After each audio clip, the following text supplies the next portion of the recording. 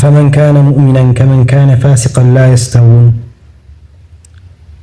الله سبحانه وتعالى فرتو الله سبحانه وتعالى ለመታዘዝ ብሎ የነቢያችን ህግ ላለመጣስ ነቢያችን ያዘዙት ለመታዘዝ ብሎ በሐላል መንገድ የሚለፋና ዱንያን ለማሳካት ብሎ ዱንያ እንድትገኝ ብሎ በሐራም መንገድ ገንዘብን የሚሰበስብ ሰው እኩል ይሆናሉ እንዴ?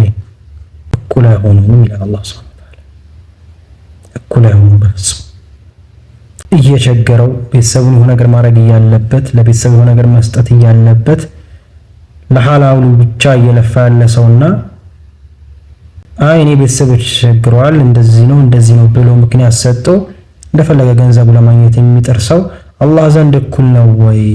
أفمن كان مؤمنا كمن كان فاسقا لا يستوون هل يستوي الأعمى والبصير هل يستوي الظلمات والنور هل يستوي الذين يعلمون والذين لا يعلمون